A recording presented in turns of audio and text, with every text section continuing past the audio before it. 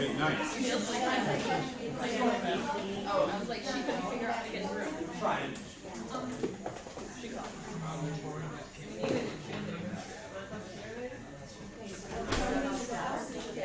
He's not telling me you don't participate.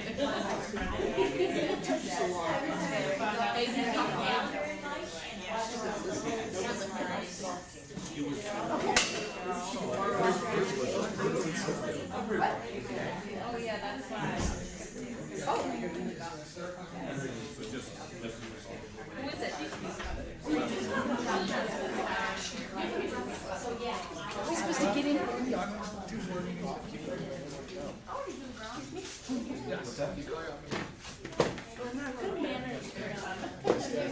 I'm not put up with it. You are.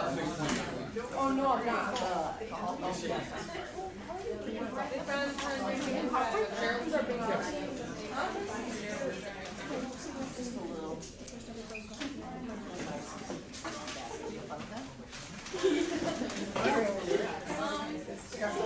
job. I'll try to make it together.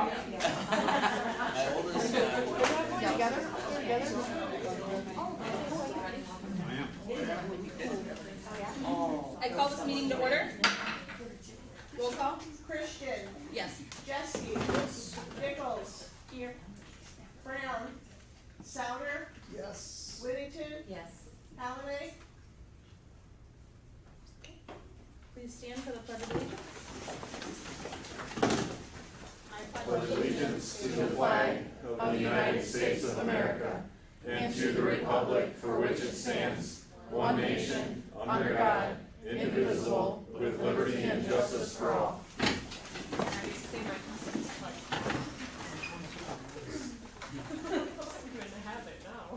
Looking for a motion to approve the agenda. I'll make that motion. I'll support it. Motion by Whittington, supported by Nichols. All in favor with the raised right hand? Aye. Aye. Aye. Motion carries 5-0. Looking for a motion to approve the consent agenda as presented. I'll make that motion. Motion by Jeske, Support.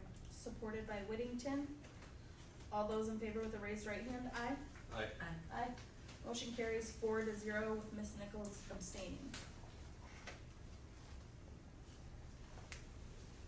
Student and staff recognition. All right, well, we have a great crowd here tonight, and I'm going to tell you why they're all here. It is my honor to recognize in the first year our Houghton Lake High School varsity girls golf team. They surprised everyone by playing really, really well against other league schools and sending four golfers onto the regional competition in Harbor Springs. To really have a winning record and compete so well against established programs in our area in the first year is truly remarkable. I'm proud of you all. I know your coach is. Congratulations to all of you. And I'm going to give your coach an opportunity to introduce you and tell us a little bit about your season. Nate, take it away. So, girls golf is one of those unique sports where a lot of schools in that area will play girls golf in the fall or the spring with our boys. They don't have enough girls to have their own team, so the girls just compete with the boys. The downside of that is the girls cannot continue on and compete in MHSA tournaments, even though they're a girl on the boys team. So what happens is they play all regular season, and then even if they're really good, they have to stop. You know, they can't continue on, and then the boys kind of go on and have their own season. So girls golf's in the fall. I coached it for 3 years when I was in Grayling. It's something that's a lifelong sport, something that I want to get the girls can kind of do for the rest of their lives. And I kind of want to show that, hey, girls can have their own season. They can be successful at their own season. They don't have to kind of be shadowed like the boys. So we are the only Highland Conference school that offers girls golf. There are multiple teams in our league that have girls who play on our boys teams, but they don't have, none of them have girls golf.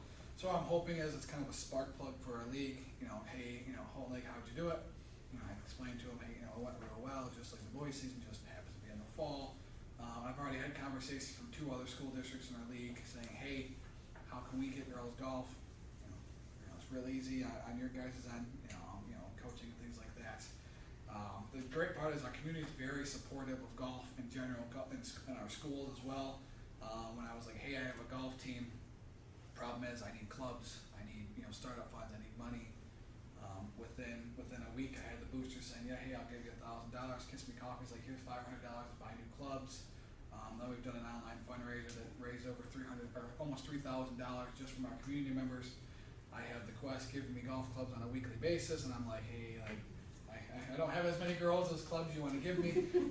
So I was kind of shocked at that outpouring of support. It's great. I have community members who've reached out and donated that I now communicate with on a weekly basis that are saying, hey, how's the girls team doing? We're rooting for you. Some of them who are retired, not from Hole Lake, but have retired, and their kids have gone and played girls golf. So they're retired and things like that, and it's kind of nice to see the community members kind of buy in and say, hey, this is something we're really excited for. We used all 3 local courses. White Deer is our home course, but there were days White Deer had leagues, so maybe we went to Piney View, maybe we went to the Quest, things like that. They were really supportive of us. They never said no to go on out. They just said, hey, we'll work around your leagues, things like that. All of our courses have been great to work with. This is a fantastic group of girls. I have 9 girls. Not all of them can make it today. So what I'll do is I'll go ahead and introduce them, and then we can get out of here and you guys can kind of finish with your board meeting. Like I said, as Mr. Williams said, we were really successful. We finished the season at 5-4. We are technically the only fall sport that finished our season with a winning record, which is nice to see our first year. So we're working on the other ones. We'll get there, but it is something to highlight. As in our first season, we were able to get a win. We're already looking at joining the same golf conference our boys is in next year, so we can get all conference recognition as well. Due to the nature of our season, I just said, hey, we'll wait a year and get in. So we can get all conference titles, all district titles, and hopefully we can kind of fill the trophy case as much as our boys team has, and just kind of flip it on the girls side. So first we have Elizabeth Myers. You guys can stand up. Keep the board members in there. Maggie Parks. Megan Hauserman. Sam Behrens. Paige Christian. Bree Parks. And Melanie Merringer.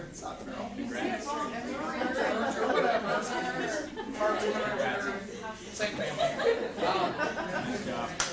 And then I have 2 girls, Lexi Cooperell and Lizzie Simpson, that aren't here, but these are your 9 girls golfers this season. I only lose 2 to graduation. I wish I had them all back, but I've already had interest from 3 or 4 girls who are saying more. And I have some parents of those girls who are saying, now we've got to rent 2 school vans instead of just 1. Or we might have to take a bus to events because we're going to outgrow and continue to grow, which I'm excited for. I thank the board for giving us an opportunity to recognize us and the community members that support us. Go Bobcats. So. Great job. Good stuff. You all are pioneers. Well done. Good stuff. Volleyball. Thank you.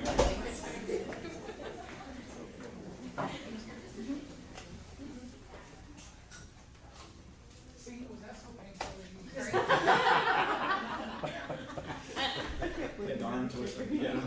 Oh, they were all sweaty too. They had their banquet just before we came in here, and they were like 6:30. Really? Do we have to? Are you sure? All right. Good stuff. Any further? All right. Public comment. I have Amanda Conway.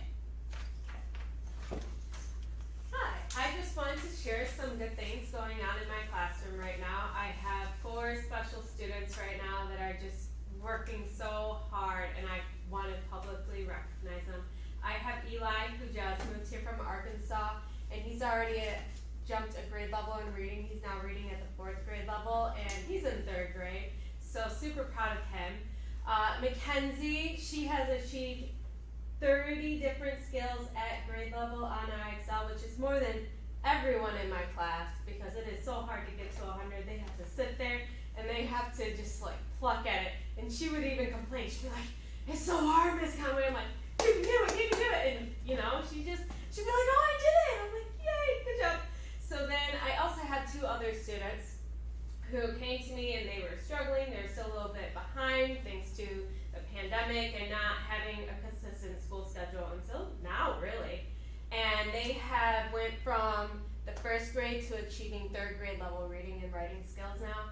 and those students are Kaylee and Brayden, and I am so like super proud of them right now. She was almost in tears because she got an A+ on her writing quiz today, and she was one of 2 students that got the A+. So she's just flying high. I'm so excited for her. Thank you. Thank you. Danielle Chapo. So I'm Danielle Chapo, and I'm in the 3rd year here at the junior senior high as a media specialist. And last week we had a book fair here in the library, and I was super excited because my overall goal is always to sell about $2,000 worth of stuff to students. And we had a total sale of $2,310.01, which earns us 40% back in scholastic dollars for $924 that I can use to buy books. My plan is to start adding to our graphic novel collection. We don't have very many of those, and those are pretty they're high interest for especially grades 7 through 9. And I'm hoping to add some more middle school age books, like 6th grade through 9th grade age books to the library.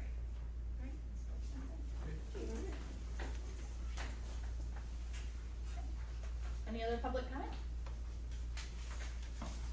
Okay, seeing none, moving on. Reports, superintendent report? All right. A lot of little things to share. Going back a couple weeks, we had a financial aid night on Thursday, October 13th. We had 27 seniors who brought at least one parent with them, which was more than double what we normally see, so it was a really good turnout. Christy Sidelko did a great job of presenting the information. Big thank you to Kirtland Community College. They had staff there supporting the process. Susan Tyre and Deborah from the Elks were there and supported by sponsoring with free pizza dinner. And the RCCF, Roscommon County Community Foundation, was there to talk about grants and scholarships as well. So it really was a good turnout and a productive evening. So big thank you to our supporters and sponsors, Kirtland Community College, the Elks, and RCCF. 2 Fridays ago, I went with 5 others to pick up 5 new trucks from Nesters for the homecoming parade. The trucks were featured in the parade, and then we had to get them back Friday evening. We were fortunate that the rain stayed away after being a little blustery that day earlier, but it was chilly that night. We had a great turnout for the game, and the team delivered a big win over Pine River. The homecoming dance was the next night on Saturday, so 2 weekends ago. The kids all had a great time, and it was a really nice way to wrap up homecoming week. We had a blood drive this past Friday. Houghton Lake High School hosted a Red Cross blood drive in the library throughout the day. It was a successful drive. We collected 28 units of blood from the school community, so thanks to all of our community members and our staff who donated. Thank you to Dr. Ken Picard and our students for helping organize such a successful event. Parent-teacher conferences were last week. Junior, senior high, and Collins had them back-to-back. And we had a great turnout. Nice to always see parents coming out to talk to teachers, and went really smoothly. Working on getting a new fire alarm system and door swipes for the community ed building. I've been working over the last couple weeks with Heidi and George to secure quotes for a new fire alarm, but also in with that a new door swipe system. Currently there's a buzzer entry, but there's not a swipe for staff. The current fire alarm system is presenting us with some faults, so to make sure we've got a fully functioning system.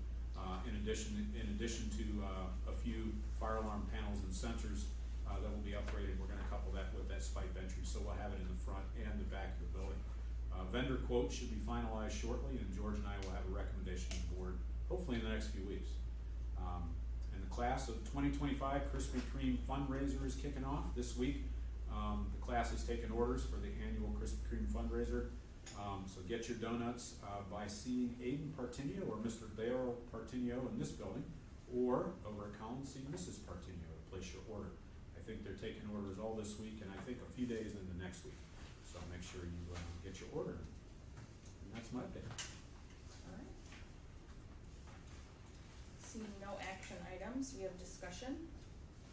First reading of policies 6108, 6460, 6700, 7440.03, 8805, 9130, 1616, 3216, 4216, 5511, 6110, 6114, 6325, and 8450. Okay. So I'm gonna go down the list and stop me if you have any questions as I go. I'll be brief because I know you've had time to look these over. 6108, this is a new policy. It provides one short update to ACH and EFT language for our banking processes. These are electronic payment transfer updates, so that is a new policy there. 6460, this update adds some new language on preferred vendors for non-district purchases. So again, kind of looking at it through the lens of banking and vendor payments. 6700 adds language under the Fair Labor Standards Act regarding nursing mothers and break time. This is a policy just cleaning up some language there. Policy 7440.03, this is the UAS drones policy legal reference. There is no change language here, just they were updating a legal code under that policy, and so then they updated the date. The language all stays the same.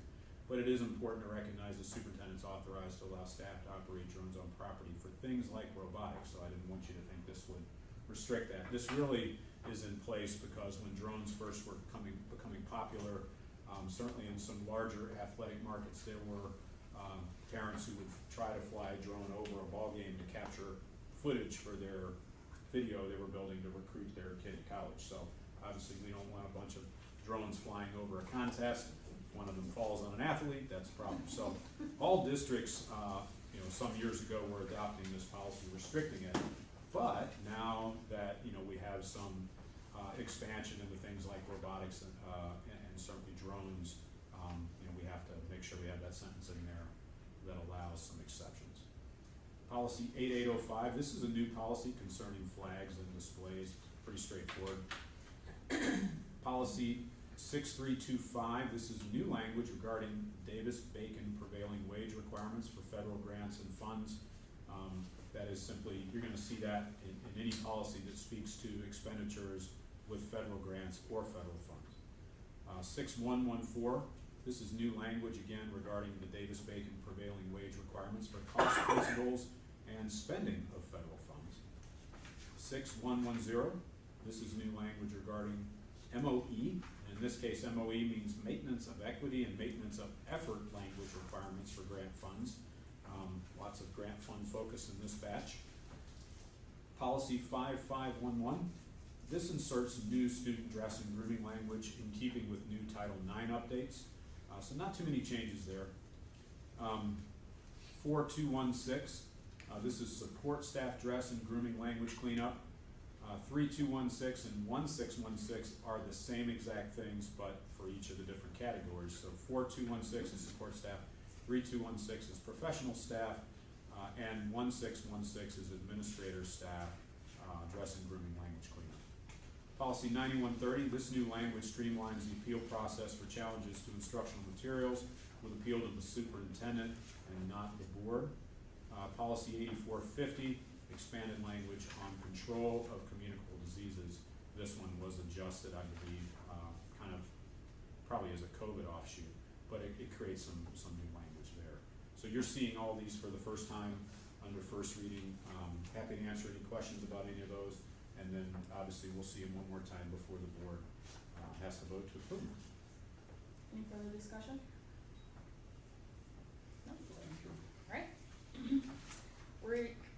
Mr. Williams and I have been discussing a board retreat for January of 2023. We know that we will have to do continued goal setting for the superintendent evaluation. But other than that, there has been discussion about what type of instruction we would like to see. We know we'll have new board members coming on in January, senior board members leaving. So just kind of throwing it out there, if anybody has any suggestions for something they're interested in or looking for, and then which weekend is a good Saturday. Either Saturday is fine with me, Okay. depending on what everyone else's schedule is. And I just like that we're gonna do the goal setting. I'm excited about that. Yeah. Goal setting and onboarding the new members, I think, are the big two, which I think we've discussed before. And that's really gotta be the focus, I believe. I can make either one of those dates work. My preference would be the 14th Okay. if I had to pick one, but I can make either one work.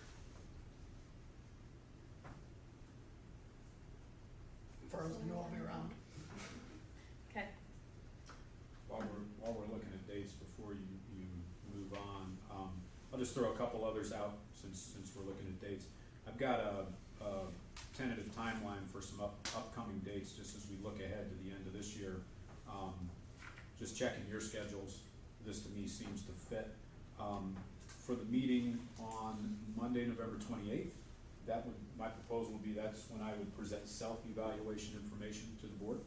And then coming back for the last meeting in the year and in December, you would do the Monday, December 12th, where you would then take my self-eval information and do my evaluation. And if this works, then that gives me time to reach out to MASB and get a facilitator for that process. And then again, I had the same dates for the 14th and the 21st that we're looking at here. And it sounds like from your feedback, half of, if it's a full day Saturday, we'll have lunch and or breakfast catered in here. And then half of that time maybe on onboarding, and then the other half on goal setting. Is that kind of what you're thinking? Yeah, well, Okay. as part of that goal setting, then, that's considered teaching the new board members the evaluation instrument, is that correct, or will they still need to take That would be separate? separate, yeah. yeah, that They makes also have to take a Mhm. separate class? Yeah, because you have to take the full class. You have to take the full class, Mhm. okay, It is a state requirement. okay, Yep, we would have to just set that up at another time. okay. Okay, any other discussion topics for that evaluation or for that Saturday? Okay, then Ben will get with MASB and find us a facilitator, and it looks like 114 would be the preferred date. Good deal. I agree, I think sooner the better. Okay. All right. Any further discussions? I just want to let the board know I attended the MASB conference last weekend. I got to meet other school board members, learn more about what they're doing in other districts. I got some legislative updates, and I went to a class on curriculum development and learned more about what teachers have to go through. Yeah. I also attended the MASB conference over the weekend, and I took a couple of classes. I actually took one that was one of my favorite classes I've taken in 8 years. And I actually texted Ben at 9:30 at night because the classes run from 6 to 9. And I was like, oh my God, I just took the best class I've ever taken. So my one class was they broke us into groups based on district sizes. So they broke it into 4 sizes of districts, and then they took those 4 sizes and everybody had to create a school board. And then we did like examples of things that are happening in districts right now, and like how the big districts are handling it versus how smaller districts are handling it. And I thought that was just so productive to see that through the lens of a district that has 10,000 students over a district our size with 1,100 students. So that was my favorite class, also because it made everybody out of their comfort zone. Like you couldn't sit with somebody that you've known from other districts, because you kind of tend to mingle with groups that are your size, and so it really forced us to spread out. So I really liked that mentality, and actually both of my classes ran that way that I took. So it was a great conference, and it was very well attended. It was, the hotel was sold out, the hotels around it were sold out, it was busy, so a great turnout for after COVID. Yeah, it's good to see. It Good to is. see those things coming back in person. Online works, but it's just different, It really it's, is to. It's more mix one and way, mingle. and you really can't do that networking, so. All right, any other discussion? All right, we are adjourned, 6:53.